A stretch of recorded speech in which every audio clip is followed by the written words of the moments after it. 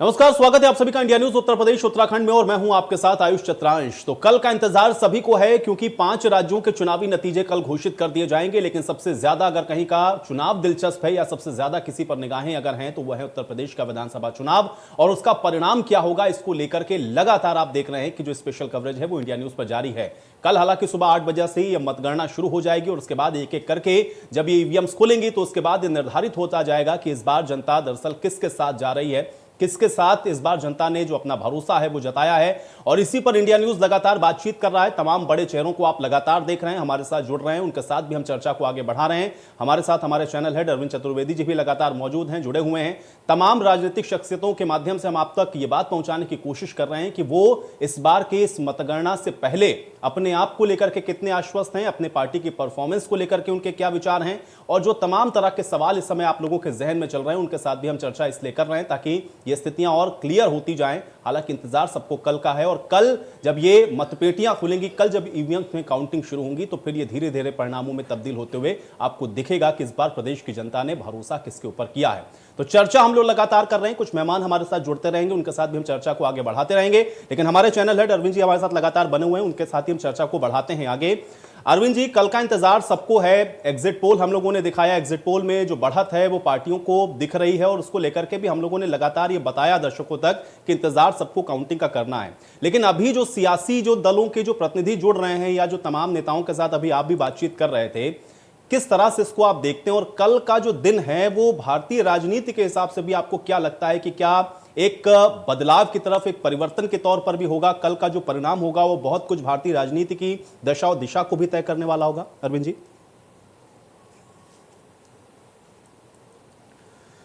आयुष, मैं आपको ये बताना चाहता हूं कि उत्तर प्रदेश से निकलने वाला जो परिणाम है निश्चित रूप से भारतीय राजनीति की दशा और दिशा को तय करने का काम करेगा, क्योंकि कहते हैं ना कि जिसने जीता उत्तर प्रदेश उसने जीता पूरा देश। और उत्तर प्रदेश जिसने कई प्रधानमंत्री दिए हैं इस देश को, वो कितना अहम है, कितना इम्पॉर्टेंट है। और इस जीत में जो भी पार्टी जीतेगी उसकी जीत के बाद उसका लोकसभा और राज्यसभा में कितना प्रभाव बढ़ जाएगा। उसके अलावा आप देखिए कि सबसे बड़े जो देश का हमारे सबसे बड़ा सूबा है जहां 24 करोड़ लोग रहते हैं, उस पे वो शासन करने का काम करेगी, उनके जनता के दिलों में राज करने का काम करेगी। तो आप समझ सकते हैं कि कितना अहम है उत्तर प्रदेश, जहां पे हर पार्टी चाहती है कि कैसे वो अपनी सरकार बना ले। अब मैं आपको ये बता दूं कि राजनीति जो है वो कैसे जा रही है, कैसे आगे बढ़ रही है, उसके बारे में हम लोग को चर्चा करनी चाहिए, क्योंकि सभी के दिलों की धड़कन जो है बढ़ी हुई है। उत्तर प्रदेश से निकलने वाला रिजल्ट जो है वो 2024 में लोकसभा माफ कीजिएगा आयुष, 2024 में जो लोकसभा का चुनाव होने जा रहा है या जो होने वाला है उसको कितना प्रभावित करेगा, वो भी एक बहुत बड़ा फैक्ट है, बहुत बड़ा फैक्टर है। क्योंकि अगर आप देखिए विपक्ष पूरी तरीके से कॉन्सेंट्रेट है कि उत्तर प्रदेश में किसको जीत मिलती है।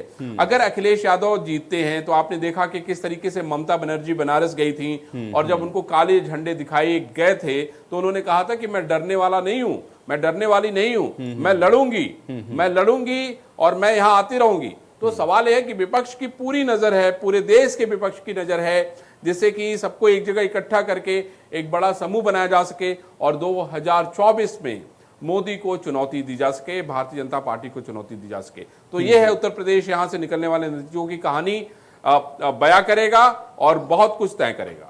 बिल्कुल अरविंद जी, चर्चा को आगे बढ़ाते हैं। 2 लोग हमारे साथ इस बीच जुड़े हुए हैं, खास मेहमान हैं और उनका परिचय भी मैं करा देता हूं, उसके बाद चर्चा में आगे बढ़ते हैं। डीके सिंह जी हमारे साथ जुड़ रहे हैं और रत्नवीर यादव जी जुड़ रहे हैं हमारे साथ। डीके सिंह जी डॉक्टर हैं और रत्नवीर जी व्यापारी हैं। डीके जी, आपके पास आता हूं मैं सबसे पहले। एक तो चुनाव का कल परिणाम आना है, सब इंतजार कर रहे हैं, लेकिन उत्तर प्रदेश के परिप्रेक्ष्य में और चूंकि आप तो एक डॉक्टर हैं, इसको किस तरह से देखते हैं और कल को लेकर के आप कितना उत्साहित हैं और आपको क्या नजर आ रहा है? आपका रिएक्शन चाहता हूं मैं इस पर। आयुष जी, आप सुन पा रहे हैं? जी जी बिल्कुल बिल्कुल। हाँ, देखिए जो भी होगा हमारे देश के और प्रदेश के लोकतंत्र के लिए बहुत अच्छा होगा। जो भी जनता चुनेगी वो सबको स्वीकार होगा और मैं उम्मीद करता हूं कि मामला बीच में नहीं अटकना चाहिए। मतलब जिस पार्टी को मिले पूरा बहुमत मिले और पूरे 5 साल वो अपना राज करे, एक डायरेक्शन में काम हो और ये भारतीय लोकतंत्र के लिए एक स्वर्णिम दिन होगा और उत्तर प्रदेश के लिए एक भविष्य निर्धारण करने वाला दिन होगा। अब देखिए जो जीतेगा वो तो कल ही पता चलेगा। बिल्कुल बिल्कुल। अतवीर जी, आप किस तरह से देख रहे हो, कल का दिन कितना महत्वपूर्ण मान रहे हैं? डॉक्टर डीके सिंह,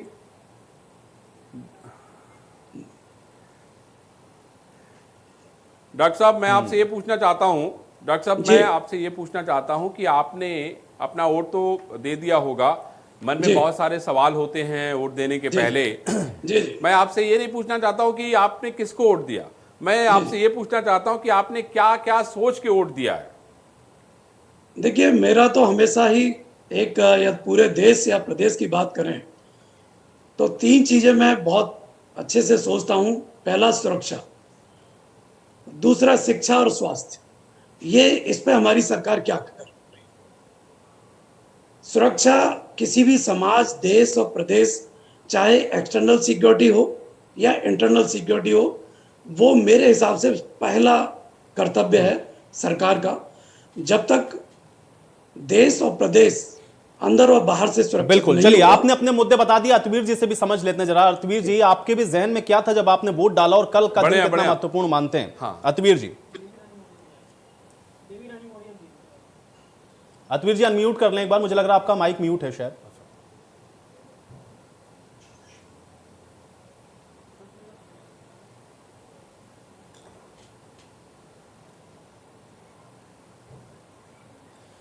चलिए, बहुत शुक्रिया आप दोनों का हमारे साथ जुड़ने के लिए। तो डीके सिंह जी और अतवीर यादव, आप दोनों को सुन रहे थे, और लगातार आप देख रहे हैं कि जो तमाम लोग हैं वो अपनी अपनी प्रतिक्रियाओं को रख रहे हैं। उन प्रतिक्रियाओं के माध्यम से भी आप देख रहे हैं कि जो जनता है उसके जहन में क्या था, उसने जब वोट डाला तो वो किन मुद्दों को लेकर के घरों से बाहर निकली थी। और अब तो जनता ने जो अपना फैसला है वो लगभग ईवीएम में कैद कर दिया, और इसीलिए सभी को इंतजार है कल का।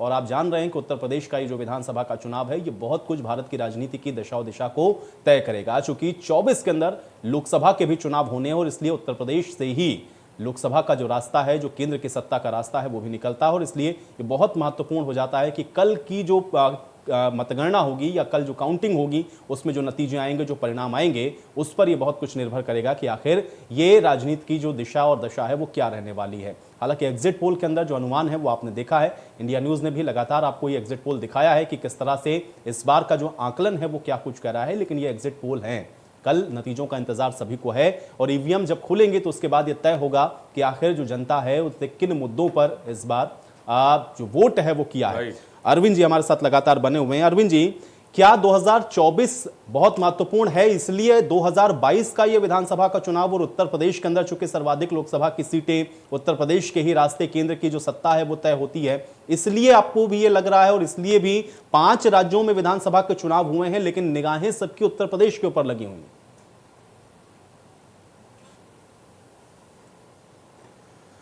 हाँ आयुष, मुझे इसीलिए लग रहा है कि सारे जो विपक्ष की राजनीतिक दल हैं, आप देखिए उनकी सबकी निगाहें जो है वो उत्तर प्रदेश पे लगी हुई हैं।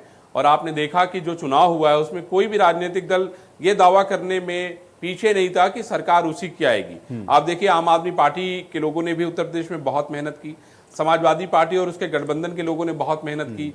चलिए अरविंद जी, मैं आपको रोक रहा हूं, इस बीच बेबी रानी मौर्य जी भी हमारे साथ जुड़ चुके हैं, उनका स्वागत करते हैं और फिर उनके साथ सवाल जवाब को आगे बढ़ाते हैं। बेबी रानी मौर्य जी, बहुत स्वागत है आपका। सबसे पहले तो इंडिया न्यूज में हमारे साथ हमारे चैनल हेड भी जुड़े हुए हैं। अरविंद जी, आपका सवाल।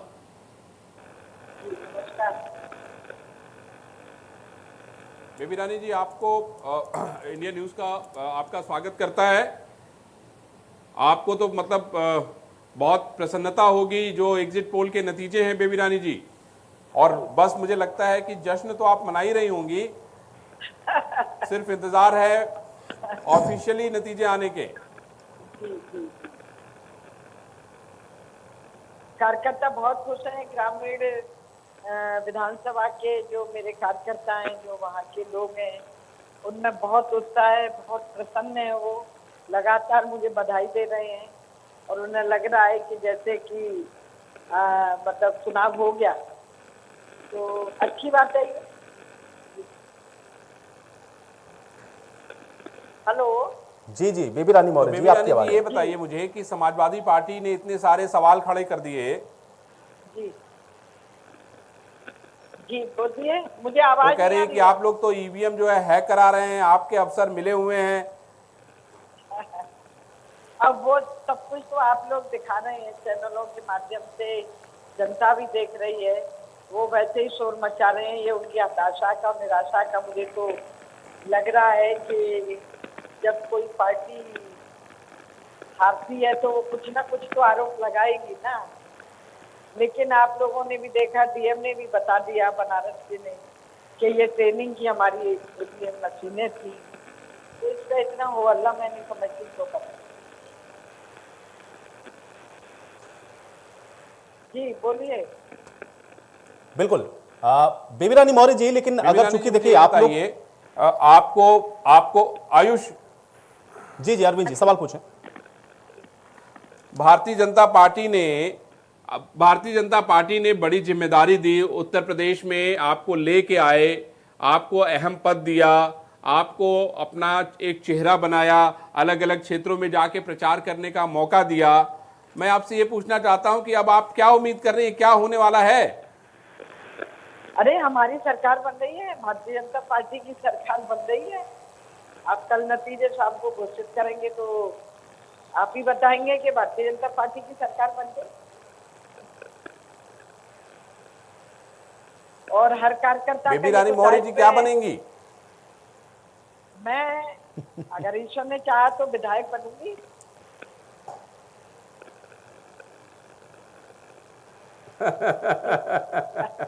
आप कुछ कहना नहीं चाहती, मुझे लग रहा है ना? नहीं नहीं नहीं, देखिए पार्टी के हम लोग कार्यकर्ता है, पार्टी जो आदेश देती है उसका हम लोग पालन करते हैं। और अभी मुझे विधानसभा का चुनाव लड़ाया है तो मुझे लग रहा है कि संभव से मैं विधायक बनूंगी।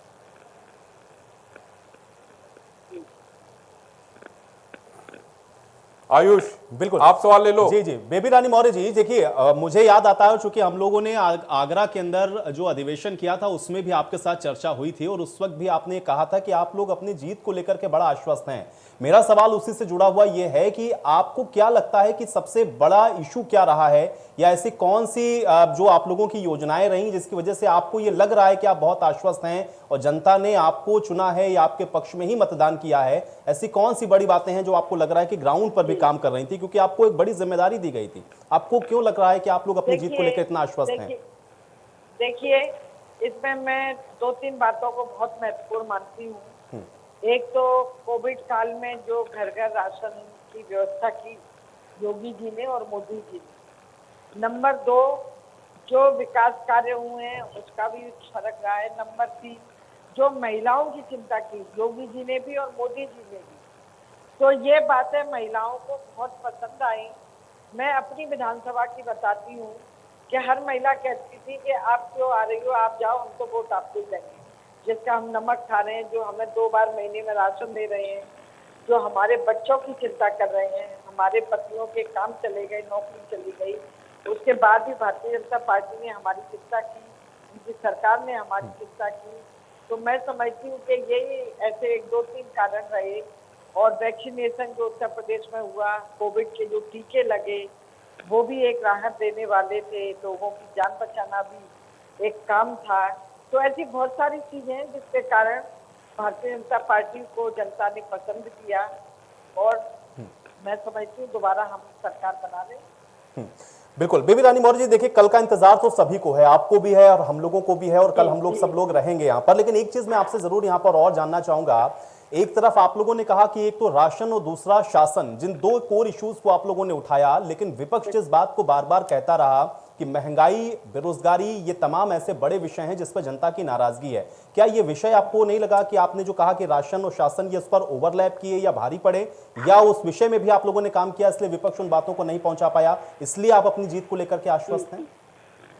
देखिए राशन और सुशासन ये दोनों ही भारी पड़ गए बेरोजगारी पर और महंगाई पर। कहीं ये बात नहीं आई कि महंगाई है या बेरोजगारी है, नौकरी नहीं मिल रही है, ऐसी कोई बात नहीं आई। उन्होंने, महिलाओं ने तो खासकर मेरे से यही कहा कि जिसका हमने नमक खाया है उसके नमक को हम चुकाएंगे। और ये देखिए कोविड के 2 साल इतने खराब गए, अगर भारतीय जनता पार्टी चिंता नहीं करती तो पता नहीं उत्तर प्रदेश की स्थिति क्या हो। लेकिन आज सब अपने घर में महफूज हैं, भोजन बन रहा है, महिलाएं सुरक्षित हैं, उनकी बेटियां सुरक्षित हैं। तो मैं समझती हूँ यही हमारे जो मुद्दे थे यही कारगर साबित हुए और हम दोबारा सरकार बना। अरविंद जी, आपका सवाल। बेबी रानी जी, मैं आपसे, हाँ, मैं ये पूछना चाहता हूँ कि इस समय तो नींद नहीं आ रही होगी, कि आ रही है? मुझे अपने हाई स्कूल के पेपर याद आ रहे हैं। जब रिजल्ट आता था तो पूरी रात जग के यही सोचते थे कि कल सुबह रिजल्ट आएगा। तो वो इंतजार है, लेकिन अब मेरे कार्यकर्ता मेरा बड़ा मनोबल बढ़ाए हुए हैं। हर कोई आके यही कह रहा है कि आप जीत रही हैं, आप जीत रही हैं, तो मन को थोड़ी तसल्ली हो जाती है कि शायद।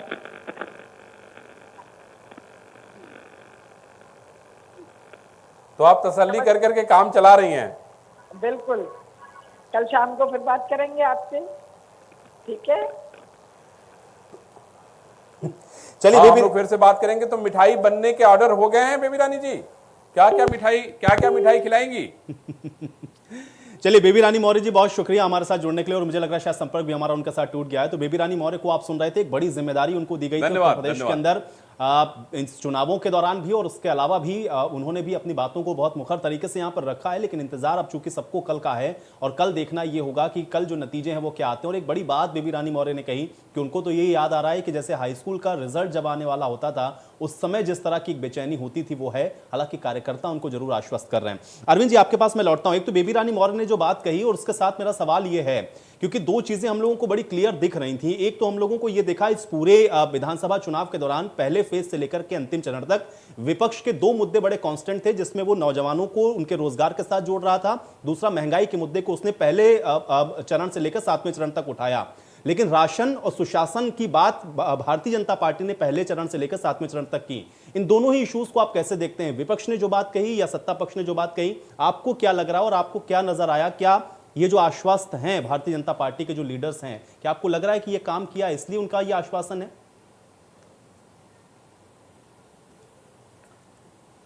आयुष, इस समय मैं जो एनालिसिस कर पा रहा हूं उसमें मुझे ये लगता है कि जो हालात थे 2 साल अगर आप देखें तो वो बहुत ही भयावह हालात थे। लोगों के पास रोजगार नहीं था, और सबसे जो बड़ी बात थी कि वो रोजगार करने के लिए बाहर नहीं जा सकते थे। आप इस बात को समझिए, जब आप रोजगार करने के लिए बाहर नहीं जाएंगे तो जो रोजगार का इतना बड़ा मुद्दा है जिसके लिए लगातार विपक्ष हाय तौबा मचाए हुए था, वो मुद्दा धीरे धीरे डाइल्यूट हो गया। और जिस समय लोगों के पास काम नहीं थे, जो मजदूर थे उनके पास काम नहीं था, बहुत सारे ऐसे लोग थे जो दिहाड़ी का काम करते थे उनके पास काम नहीं था, उस समय भारतीय जनता पार्टी ने एक ऐसी योजना लाने का काम किया जिससे जो जो जो जो सबसे बड़ी चुनौती थी, भोजन, खाना, वो उनको उपलब्ध हुआ। तो उनको लगा कि सबसे कठिन दौर था। अगर आप देखिए, अगर उनको काम करके अगर वो पैसा कमाते तो भी वो राशन तो खरीदते ही खरीदते। और ऐसे में जब उनके पास काम नहीं था, जब पूरा देश, पूरी दुनिया बीमारी से लड़ रही थी, उस समय इन लोगों ने राशन देने का जो काम किया, इन जो किसानों के खातों में पैसे देने का काम किया, तो ये बहुत बड़ी योजना थी। और मैं समझता हूं कि भारतीय जनता पार्टी इसमें सफल रही। और वो जो सफलता है उसने जो है बेरोजगारी और महंगाई दोनों को दबा दिया। ऐसा नहीं था कि ये मुद्दा नहीं था, ये हर चुनाव में ये मुद्दा होता है, बेरोजगारी और महंगाई। आप देखो कौन सा ऐसा चुनाव है जिसमें ये मुद्दा न रहा हो। चाहे हम जवाहरलाल नेहरू से बात करें और यहाँ की अगर हम बात करें तो इसके पहले अगर आप देखिए तो अखिलेश यादव की जब चुनाव लड़ रहे थे उस समय भी इस बात को हो रही थी, मायावती जब चुनाव लड़ रही थी उस समय भी इस बात को कहा जा रहा था। उसके पहले मुलायम सिंह यादव, राजनाथ सिंह, कल्याण सिंह हैं, जो भी लोग, वीर बहादुर सिंह, ये सारे लोग जो चुनाव लड़ रहे थे उस समय भी बेरोजगारी और महंगाई बहुत बड़ा मुद्दा था। तो ये तो मुद्दा है, हमेशा रहेगा।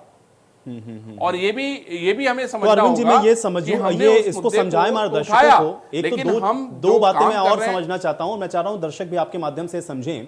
एक तो कल अखिलेश यादव ने जो प्रेस कॉन्फ्रेंस करी जिसमें उन्होंने ईवीएम्स को लेकर के बातें जो कहीं या उठाई, या फिर जिस तरह से भी कुछ वीडियोस या जो फोटोज हम लोगों ने देखे, एक तो वो कहने का मकसद क्या था, और दूसरा अगर आप ये कह रहे हैं कि महंगाई और बेरोजगारी तो आजादी के बाद से हमेशा से एक बड़ा इशू रहा है, तो ऐसे कौन से कोर इशू थे जिसके आधार पर अखिलेश यादव को यह लग रहा है कि उनका जो प्रचंड बहुमत है उसके साथ उनकी वापसी हो सकती है, या इस तरह की जो एक बेचैनी सी हम लोगों को देखने को मिली उसका आधार फिर क्या रहा? क्योंकि अगर यही इश्यूज हैं, यही मुद्दे हैं, तो फिर किस बात को लेकर कितना बड़ा आश्वासन उनके पास था, या वो बड़े आश्वस्त थे, या कल जिस तरह की बातें उन्होंने कही ईवीएम्स को लेकर के, इन सारी चीजों को कैसे जोड़ेंगे फिर आप, अरविंद जी?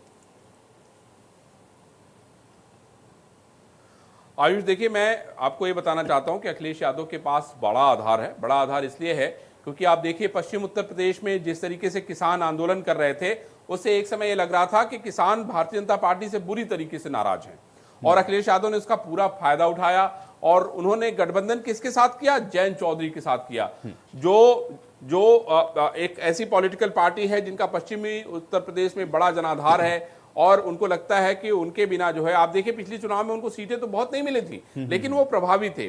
उसके पहले का अगर उनका इतिहास देखें, चौधरी चरण सिंह कितने बड़े नेता थे, चौधरी अजीत सिंह, और अब जयंत चौधरी के कंधों पे ये जिम्मेदारी है। तो जो गठबंधन उन्होंने किया वो बड़ा अहम था, और अखिलेश यादव को लगता था कि पश्चिम में जो हमारा गठबंधन है, किसानों की नाराजगी है, ये बहुत अहम रोल निभाएगी, और ये भारतीय जनता पार्टी में के जो भी एग्जिट पोल के नतीजे बता रहे हैं उसको पीछे छोड़ेगी। तो ये एक बड़ा कारण है अखिलेश यादव के को ईवीएम को लेके इतनी सारी बातें कहने का।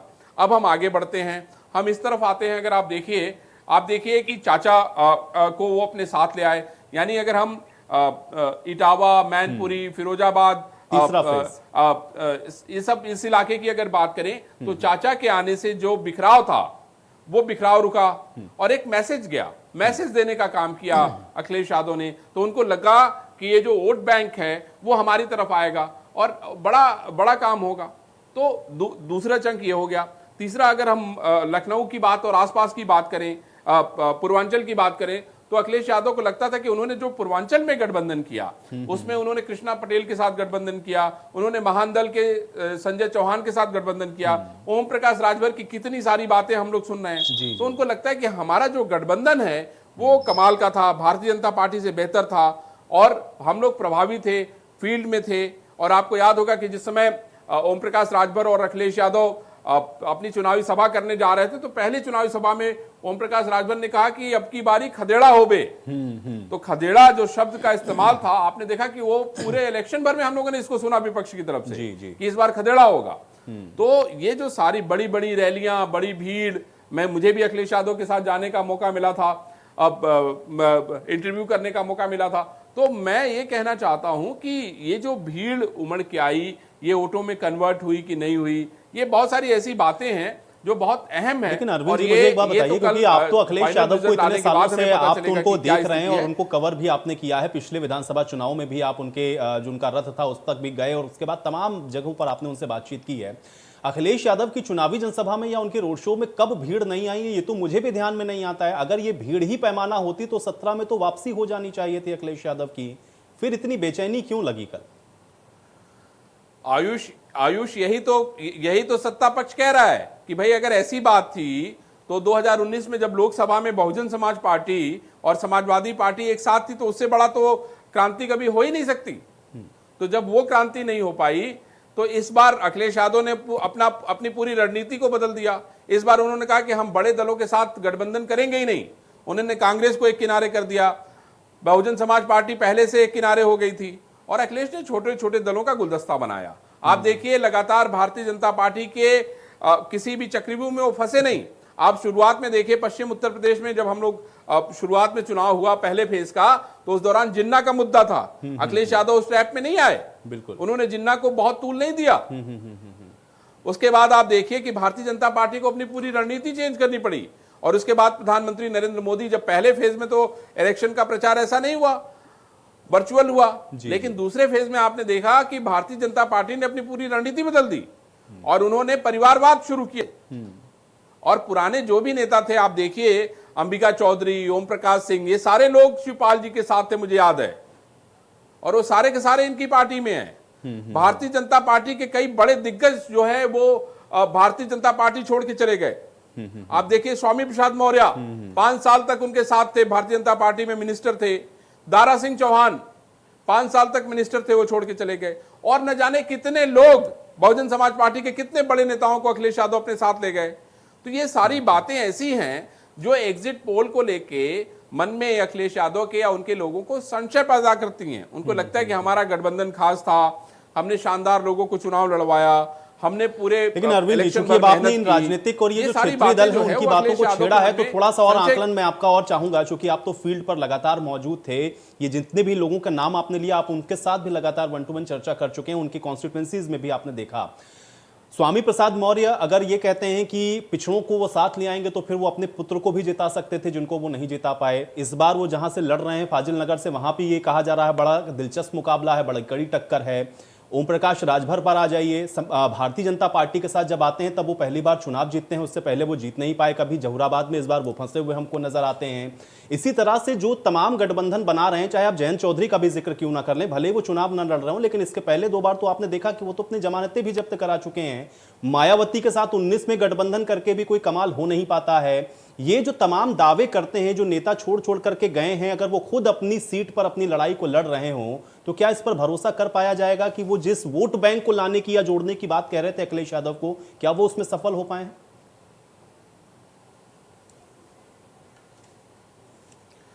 देखिए, मैं आपको ये बताना चाहता हूं कि गठबंधन का भी बहुत बड़ा इम्तिहान है ये चुनाव। इस बार जो गठबंधन बना है, आप देखिए भारतीय जनता पार्टी का गठबंधन है, वो निषाद और अपना दल के साथ है, उसमें अनुप्रिया पटेल हैं। वहीं विपक्ष में जो गठबंधन बना है उसमें जयंत चौधरी हैं, उसमें ओम प्रकाश राजभर हैं, उसमें कृष्णा पटेल हैं, उसमें संजय चौहान हैं। तो ये गठबंधन की भी लड़ाई है और उनके भविष्य की भी लड़ाई है। ये भी बहुत महत्वपूर्ण होगा कि जो गठबंधन जीतेगा वो प्रभावी होगा, वो बड़ा शेयर चाहेगा, लोकसभा में शेयर चाहेगा, विधान परिषद में शेयर चाहेगा, और जो गठबंधन हारेगा उसकी स्थिति के बारे में मैं क्या कहूं, उसको खुद अपने बारे में मनन करना होगा, मंथन करना होगा। तो ये जो चीजें हैं आयुष, ये राजनीति चूंकि इतनी आसान होती नहीं है, ये बहुत ही बार्गेनिंग का काम है। और आपने देखा कि इस बार जो है अपना दल को 18 सीटें मिली, संजय निषाद को 15 सीटें मिली। जी जी। तो ये तो सारा खेल बार्गेनिंग का है, और ये जो बेहतर बार्गेनिंग कर पाता है वो शायद अच्छी सीटें भी पा जाता है। लेकिन आपको चुनाव में अपना दमखम दिखाना होगा, इसका कोई विकल्प नहीं है किसी के पास। और वो लिटमस टेस्ट जो है वो जनता आपका लेगी, आपको लेने का अधिकार नहीं है। तो इसीलिए तो लोकतंत्र को महान कहते हैं ना, कि लोकतंत्र एक ऐसा पर्व है जिसमें आपकी ताकत का, आपकी हैसियत का सब अंदाजा लगता है। बिल्कुल बिल्कुल। लेकिन अरविंद जी, एक चीज और भी हमको यहां पर देखनी पड़ेगी। देखिए, जीत और हार तो कल निर्धारित होगी कि भाई अभी तो एग्जिट पोल हैं, लेकिन उसके बावजूद भी अगर हम लोग देखें तो जो मुद्दे इस बार उठ रहे थे या फिर जिन चीजों को लेकर के कहीं काउंटर करने की कोशिश हो रही थी, क्या उसमें लग रहा था आपकी कि कोई एक, हम लोग देखते हैं कि हर चुनाव के अंदर एक चीज ऐसी होती है जिस पर हम लोग देखते हैं कि बेस्ड रहते हैं लोग, उसी पर बराबर डटे रहते हैं, लेकिन वो हमको तारतम्य कहीं नजर नहीं आता, क्योंकि मुद्दे हम देखते हैं कि हर फेज में बदलते हुए नजर आ रहे हैं। क्या कोई 1-2 इशू ऐसे नहीं रहे जिसको विपक्ष बहुत पुरजोर तरीके से उठा पाया हो या जनता को उस तरीके से उसने बता पाया हो? इस वजह से भी ये जो चुनाव है बड़ा फंसा फंसा सा हम लोगों को दिखा। आखिरी मोमेंट तक आते भी लोग हर सीट पर ये कह रहे हैं कि बड़ा टफ फाइट है या बड़ा टफ मुकाबला है। क्या वो एक कांस्टेंट चीज नहीं दिख रही थी? इस वजह से भी आकलन कर पाना इस बार के इस चुनाव का बड़ा मुश्किल रहा है अरविंद जी?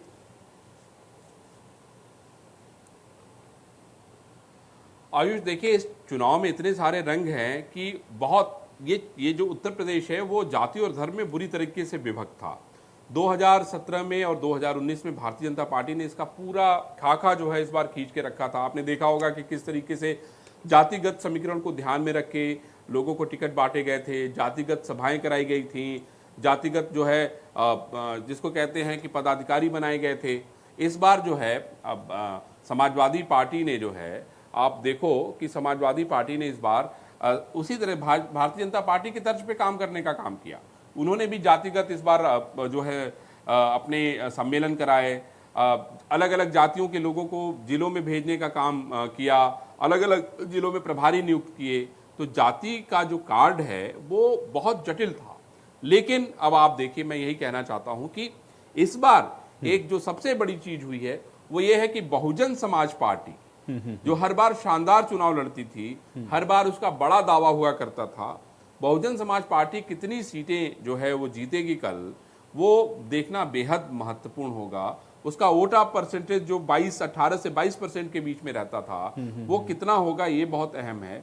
बहुजन समाज पार्टी इस बार आप देखिए बहुत सारे विधानसभा में न जाने कितनी बार सीटें बदली गई। जी जी जी। और जो सबसे बड़ा सवाल है लोगों के मन में वो ये है कि बहुजन समाज पार्टी क्या बीजेपी के साथ मिलकर काम कर रही थी? ये भी लोगों के मन में सवाल है। विपक्ष सवाल इस बात को उठा रहा है। तो मेरा ये कहने का मन है कि बहुजन समाज पार्टी ने एक और नारा दिया, उसने कहा कि अखिलेश यादव यानी समाजवादी पार्टी को हराना है। तो इस बार ये भी समझना बहुत महत्वपूर्ण होगा कि बहुजन समाज पार्टी का अगर वोट जो है कहीं शिफ्ट हो रहा है, कहीं जा रहा है, तो क्या वो भारतीय जनता पार्टी में चला गया? ये क्या जो एग्जिट पोल है, जो एग्जिट पोल के नतीजे हैं, वो तो यही कहते हैं कि अगर बहुजन समाज पार्टी का 15% वोट भी भारतीय जनता पार्टी को चला गया तो ये उनके लिए चमत्कार है। ऐसा नहीं है कि भारतीय जनता पार्टी को लेके जो है लोगों में नाराजगी नहीं थी, भारतीय जनता पार्टी को लेके एंटी इनकम्बेंसी नहीं थी, भारतीय जनता पार्टी ने टिकट बंटवारे में बहुत सारी जो है बहुत सारे ऐसे लोगों को टिकट मिला, उसमें और लोगों के टिकट काटे जा सकते थे, जिसकी वजह से इनको काफी मुसीबतों का सामना करना पड़ा। आप देखिए, प्रधानमंत्री को बहुत मेहनत करनी पड़ी, बनारस में पैदल चलना पड़ा, बहुत सारी सभाएं करनी पड़ी, और प्रधानमंत्री, जिसको कहते हैं ना कि प्रधानमंत्री की विशेषता है ये कि वो लड़ने में बिलीव करते हैं। आप देखिए, इतनी सारी सभाएं आज तक मैं समझता हूं कि किसी भी प्रधानमंत्री ने नहीं की होंगी जितनी इस बार प्रधानमंत्री नरेंद्र मोदी ने कर दी, और कोई ऐसा क्षेत्र, कोई ऐसा ब्लॉक नहीं छूटा होगा जिसको उन्होंने कवर करने का काम न किया हो। तो चलिए, इस बीच हमारे साथ अरविंद जी, सांसद रवि किशन जी जुड़ रहे हैं, फोन लाइन पर हमारे साथ मौजूद हैं, इसलिए मैं आपको रोकूंगा। रवि किशन जी, बहुत स्वागत है आपका इंडिया न्यूज में। हमारे साथ हमारे चैनल हेड अरविंद जी भी मौजूद हैं। अरविंद जी, आपका सवाल। जी अरविंद जी नमस्कार, मैं सांसद रवि किशन शुक्ला। अरे रवि जी, बहुत स्वागत है आपका। जी जी जी जी जी जी अरविंद जी, कहिए ना कहिए। हेलो। अरे तो कुछ गाना वाना बनौले हुए तो सुनावा, जीत पे कल। नहीं, अभी तो गाना नहीं, यूपी में सब बा बोल के तहलका मच गई रहे कि जे कबो न रहल हुआ बा, यूपी में सब बा, यूपी में भाजपा नहीं तो चलला बुलडोजर बाबा का, जब ये तो बड़ा चर्चित हो रहा है इस समय रवि किशन जी। अच्छा, वो नहीं सुन पाए, कहा कि हम प्रचार में रहे तो हम सुन नहीं पाए वो गाना। जी जी अरविंद जी। तो ये बतावा कि जो ये एग्जिट पोल आ रहा है रवि किशन जी, वो उस पे विपक्ष सवाल उठावत हो, उनकर कहना कि भाई ये सब जो हो, इनके अफसर जो है मिलल हुआ। देखा, पहली बात तो ये बहुत गलत बात बा, इन लोगों की जानकारी होके के चाहिए। इन लोग मुख्यमंत्री जी के घर में पैदा हुआ बच्चा लोग है, ये लोग बाद में मुख्यमंत्रियों बन गया। ये लोग जब ऐसे सब मतलब ये कॉन्स्टिट्यूंसी के, ये बहुत ही गलत कि कॉन्स्टिट्यूशन के खिलाफ बात करना है कि ये बच्चों जैसी बातें हैं कि ईवीएम में हैक हो जाए। ईवीएम हैक हो ही नहीं सकता, इनको कोई जानकारी नहीं। वो कहते हैं ना कि खिसियानी बिल्ली खंबा नोचे, ये वही वाली बात है कि अब ईवीएम का रोना पार हुई। जब इनको बोला हमारे ईवीएम को बचाइए, रक्षा करके कार्यकर्ता, जनता की लोग जब समय था रक्षा नहीं कर पाए, तो आप प्रदेश की रक्षा नहीं कर पाए, अब ये ईवीएम की रक्षा करने की बात कर रहे हैं। सत्य तो ये है कि हम लोगों के विकास के कार्य, जो महाराज जी की ईमानदारी, मोदी योगी जी का जो विश्वास था, हम लोगों ने दिन रात निरंतर कोविड से लेके 5 साल में जो 70 साल में काम नहीं हुआ उस पर हुआ। महिलाओं, नारी शक्तियों का बहुत आशीर्वाद हुआ, मुफ्त में अनाज, ये सारे, चूंकि हम 50 से ज्यादा विधानसभा में प्रचार के दौरान घूम के आए हैं, तो हमने देखा जनता चिल्ला रही थी, युवाओं में जोश था, सब लोग भविष्य देख रहे हैं अपना, और सब लोग एक सिक्योर, जो सबसे बड़ी बात है जो 300 पार होगा वो इस बात पे होगा कि कानून व्यवस्था, सुरक्षा व्यवस्था जो हुई है वो ऐतिहासिक हुआ है, जो तो न भविष्य तक को कोई सोचा होगा। तो ये सारा रिजल्ट है। अभी लोग अपना बाल नोचे, हम तो पहले भी कहते लोग, सब लोग पेड़ से उल्टा भी लटक जाएं तब वो नहीं जीत पाएंगे, सब लोग मिलकर।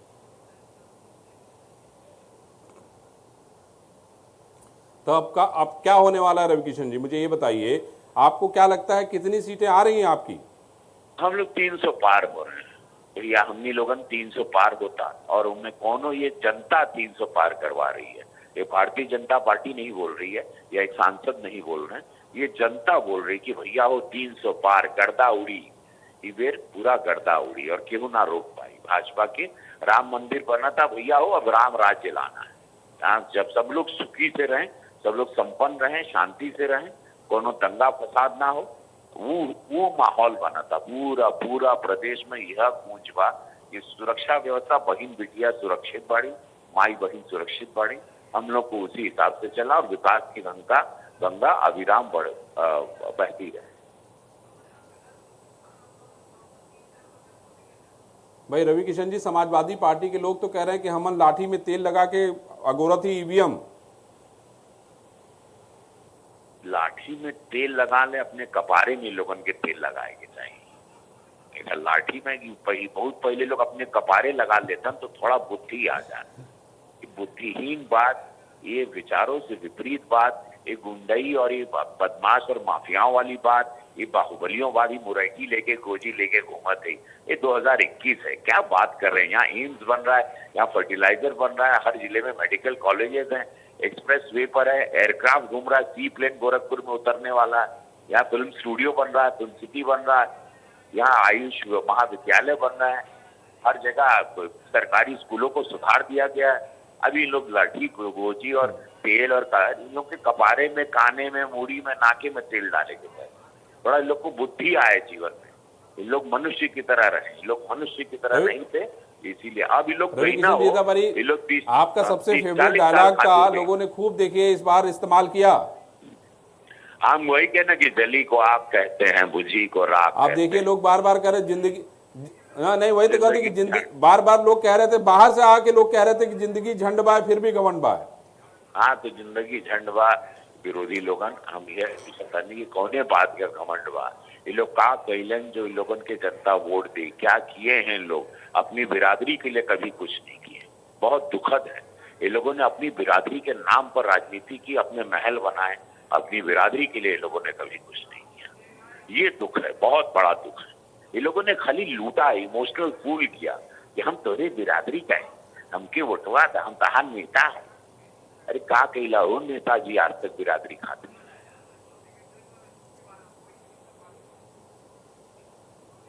तो इस बार आपको रवि किशन जी उम्मीद लग रहा है कि आपके साथ यादव बिरादरी के लोग भी हैं? महिला, नारी शक्ति सब है, और गोरखपुर में तो हम लोग यादव बिरादरी ने भी कम छाड़ के वोट दिया है, क्योंकि सबको विकास दिख रहा है, सुरक्षा दिख रही, बहन बिटिया सुरक्षित दिख रही है, सबको सत्य के साथ है। ये सब लोग सत्य के साथ है, एक ईमानदार छवि के सन्यासी के साथ है, पूज्य महाराज जी के साथ है, सब लोग सत्य के साथ है।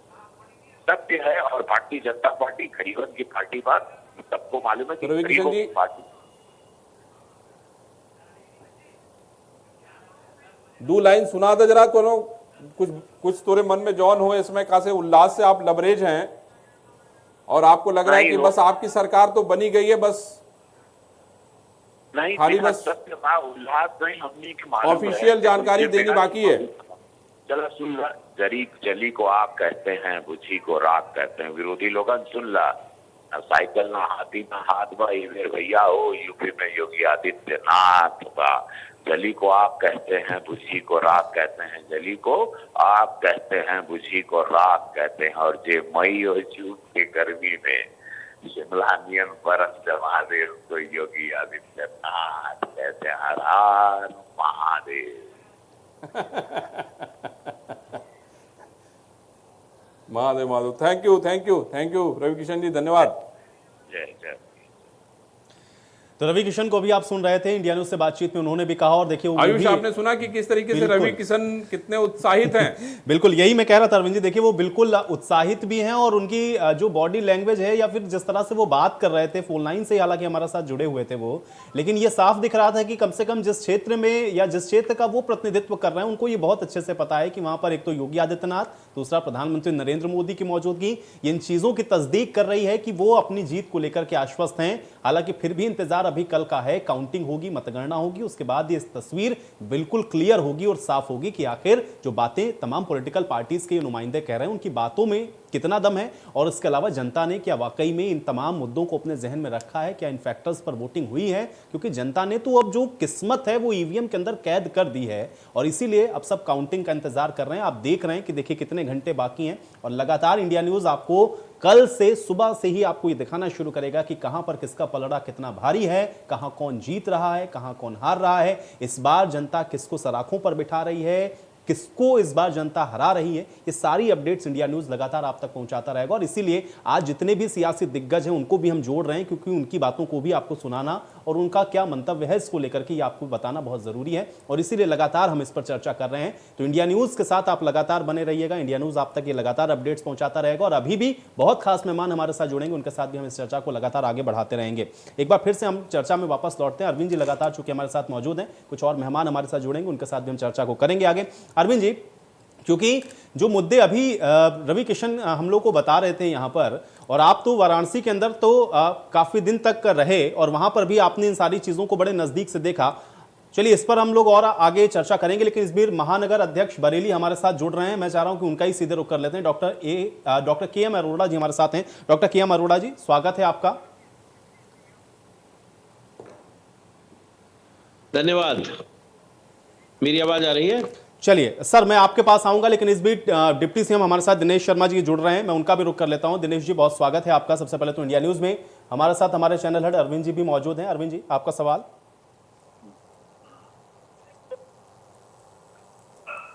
डॉक्टर साहब नमस्कार।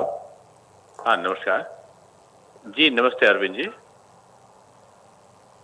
हेलो डॉक्टर साहब, मुझे लग रहा है कि अब तो सिर्फ ऑफिशियली जानकारी आनी बाकी रह गई है, मुझे लगता है कल का दिन। और मुझे ये बताइए कि कैसी नींद आई आपको एग्जिट पोल देखने के बाद?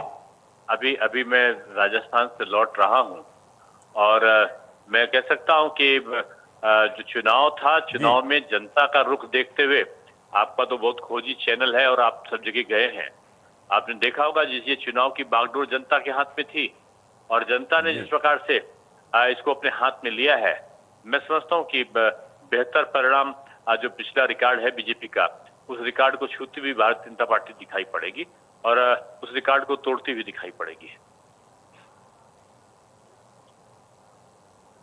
हेलो दिनेश जी, आपकी बात लग रहा है सारी माताओं और बहनों ने मान लिया। मुझे भी आपके साथ एक सभा में जाने का मौका मिला था।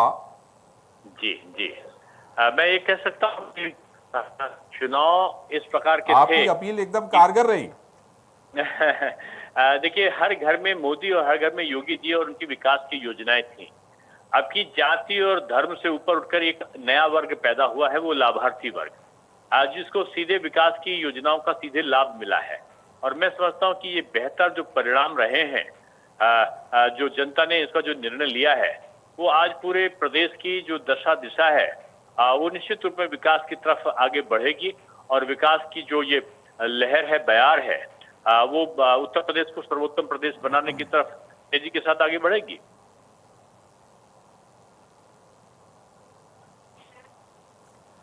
तो दिनेश जी, हम लोग क्या उम्मीद करें कि नंबर्स जो है, जो दिखा रहा है, कोई तो देखिए 326 दिखा रहा है और कोई 211 दिखा रहा है, कोई 266 दिखा रहा है, कोई 311 दिखा रहा है, तो नंबर कहां तक पहुंचेंगे? मैंने आपके चैनल पर अधिकृत रूप में बयान दिया था जब आपने मेरा इंटरव्यू लिया था, तो मैंने आपको स्पष्ट रूप में कहा था कि ये जनता का आपकी अंडर करंट नहीं है। आपकी पहले 2017 में अंडर करंट दिखाई पड़ा था, इस बार ये हाई वोल्टेज करंट है जिसका 10 मार्च को बड़ा जोर का झटका विपक्ष को लगने वाला है।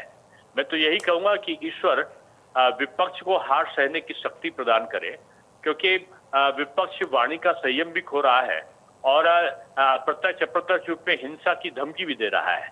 तो मैं समझता हूं कि ये लोकतांत्रिक परंपराओं के प्रतिकूल आचरण है और जनता के जनादेश के खिलाफ जो लोगों का इस प्रकार का जो रवैया है, वो दुर्भाग्यपूर्ण है। वाणी का संयम और वाणी के संयम के साथ साथ एक नए उत्तर प्रदेश की संरचना में एक सकारात्मक विपक्ष की भूमिका निभाए विपक्ष, बजाय इसके कि वो धमकी दे, वो बहाना खोजे। 2014 से रटे रटाए बहाने, आपकी तो एक नए 2 बहाने मिल गए। आपकी तो डिजिटल जो है वो रैलियों का बहाना मिला है, आपकी उनको शासन प्रशासन का बहाना मिला है, आपकी उनको हार के लिए या हर साल की तरह इनको ईवीएम पर दोषारोपण करने का इनको एक बहाना मिला है। तो मैं समझता हूँ कि जनता इस बात को अच्छी तरह समझ गई है कि विपक्ष अपने हार के नए बहाने ढूंढ के इस जनता के जनादेश को एक प्रकार से उस पर प्रश्न चिन्ह उठा रहा है, वो उचित नहीं है।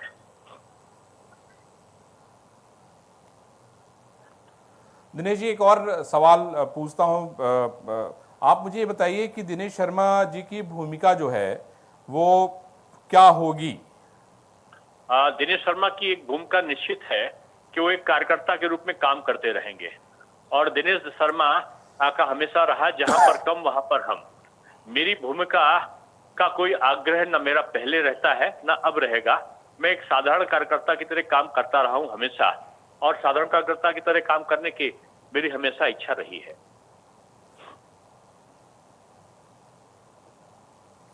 चलिए दिनेश जी, बहुत बहुत इंडिया न्यूज से बात करने के लिए धन्यवाद। और मैं समझता हूं कि आपका उत्साह ऐसे ही बना रहे और हम लोग फिर से कल बात करेंगे।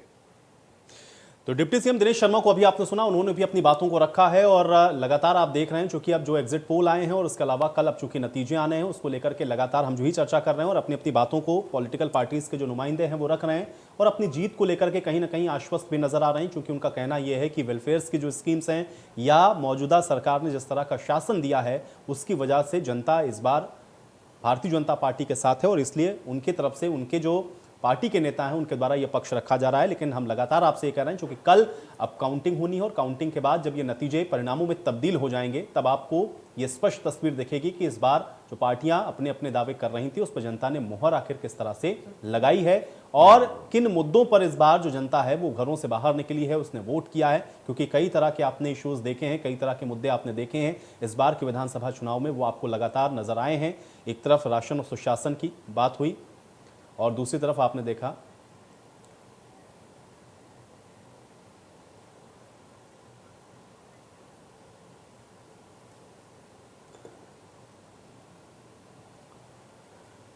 तो चलिए दो और खास मेहमान मेरे साथ जुड़े हुए हैं, पहले उनका परिचय करवाते हैं, उसके बाद उनसे भी हम लोग कुछ सवाल पूछते हैं। महानगर अध्यक्ष बरेली हमारे साथ जुड़े हुए हैं, इसके अलावा ब्रज क्षेत्र के भी उपमंडल के अध्यक्ष हमारे साथ मौजूद हैं, दुर्ग विजय शाक्य और डॉक्टर के.एम. अरोड़ा जी। आप दोनों का बहुत स्वागत है इस चर्चा में। धन्यवाद। Doctor KM. अरोड़ा जी आपके पास आऊंगा, माफी चाहूंगा आपको पहले रोकना पड़ा, दिनेश शर्मा जी हमारे साथ जुड़ चुके थे। जी। कल को लेकर के कितना आप लोग आश्वस्त हैं और कल का दिन कितना महत्वपूर्ण आप लोग देख रहे हैं? आपका पहला इस पर रिएक्शन मैं चाहूंगा। देखिए, कल का दिन बहुत ही ज्यादा महत्वपूर्ण है हम सब के लिए और पूरे प्रदेश के लिए। प्रदेश की जनता जैसा चाहती थी, जैसा उसने अपेक्षा की थी कि भाजपा सरकार ने जितना अच्छा काम पिछले 5 सालों में किया है, फिर से उनको एक बार फिर भाजपा सरकार चाहिए थी। और मुझको लगता है कि हम बहुत बड़ी संख्या में सीटें जीत कर सरकार बनाने जा रहे हैं। बरेली मंडल के बारे में बताएं, चूंकि पिछली बार बरेली में हमने देखा कि सभी सीटें भारतीय जनता पार्टी ने वहां पर जीती थी। इस बार आपको क्या लग रहा है? जिम्मेदारी तो आपके पास बड़ी है। मैं मानता हूं कि पिछली बार हमारी 9 सीटें आई थी और इस बार भी 9 की 9 सीटें हम जीत रहे हैं। मुझको लग नहीं रहा कहीं भी कोई डाउट है। हालांकि आपके चैनल और जो एग्जिट पोल है उसमें कुछ सीटों पे हमें कमजोर बताया जा रहा है, लेकिन मेरी जहां तक जानकारी है मुझको लगता है कि जो अंडर करंट, जो गरीब तबका जो हमेशा से वोट डालने में सबसे आगे रहता है, उसने हमें वोट दिया है खूब जमकर। क्योंकि योगी मोदी ने उन कोरोना काल में उस गरीब जनता के लिए इतना काम किया कि आज वो दिल से अपनी इच्छा से हमें वोट कर रहा है। ये आपने अपना जो आकलन है वो रखा है। के.एम. अरोड़ा जी हमारे साथ देखिए, हमारे चैनल हेड अरविंद जी भी मौजूद है। अरविंद जी आपका सवाल।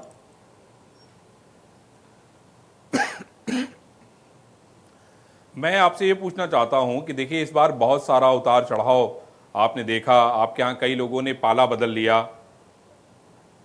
सुप्रिया ऐरन जो है वो समाजवादी पार्टी में चली गई। खैर वो आपकी पार्टी में थी भी नहीं, वो तो कांग्रेस लेकिन की थी। ये है कि उसने बरेली के मुकाबले को बड़ा टफ बना दिया। हाँ नहीं, मैंने तो कहा ही नहीं कि वो आपकी पार्टी की थी जी। लेकिन क्या है कि वो समीकरण जो है हाँ बड़ा इधर उधर हो गया। मैं आपसे ये समझना चाहता हूं कि पिछली बार जिस तरह का आप लोगों का प्रदर्शन था, इस बार आप उसको रिपीट कर पाएंगे? आपने तो ये दावा कर दिया कि नहीं आप 9 जीतेंगे, 9 की 9 सीटें जीतेंगे। जी, लेकिन मैं आपसे समझना चाहता हूं कि आप, क्योंकि फिर हम लोग कल फिर बात करेंगे। हाँ बिल्कुल करेंगे। हाँ, दावे को लेके फिर कल बात करेंगे और फिर आपसे यही सवाल जवाब होगा। देखिए, सुप्रिया ऐरन के आने से बहुत बड़ा अंतर नहीं पड़ा। ये अलग बात है कि वैश्य समाज से हैं और एक मतलब नॉन फेस थी, लेकिन आम जनता जो हमारा हिंदू वर्ग है खासकर, उसने ये माना कि कांग्रेस छोड़कर, जो वर्षों से कांग्रेस की एक कार्यकर्ता थी, उनके दम पर कांग्रेस से ही वो मेयर भी रही बरेली की। अचानक सिर्फ वोटों की राजनीति के लिए, सिर्फ मुस्लिम वोट पाने के लिए वो सपा में चली गई। इस बात की नाराजगी आम जनता में बहुत ज्यादा थी, इसलिए उनको वोट नहीं पड़ पाया। चलिए, अब मेरे पास समय नहीं है, मैं नहीं तो इस चर्चा को थोड़ा और आगे बढ़ाता। बहुत शुक्रिया हमारे साथ आपका जुड़ने के लिए, और अरविंद जी आपका भी बहुत शुक्रिया हमारे साथ जुड़ने के लिए। हालांकि अब कल का इंतजार करिए, चूंकि कल काउंटिंग होगी। इंडिया न्यूज लगातार एक एक अपडेट आप तक पहुंचाएगा, एक एक सीट पर कौन जीत रहा है, कौन हार रहा है, कौन बढ़त बनाया हुआ है, ये सब इंडिया न्यूज आपको कल लगातार सुबह से दिखाएगा। आप इंडिया न्यूज के साथ बने रहिएगा। अभी फिलहाल रुकते हैं यहाँ पर एक छोटे से ब्रेक के लिए।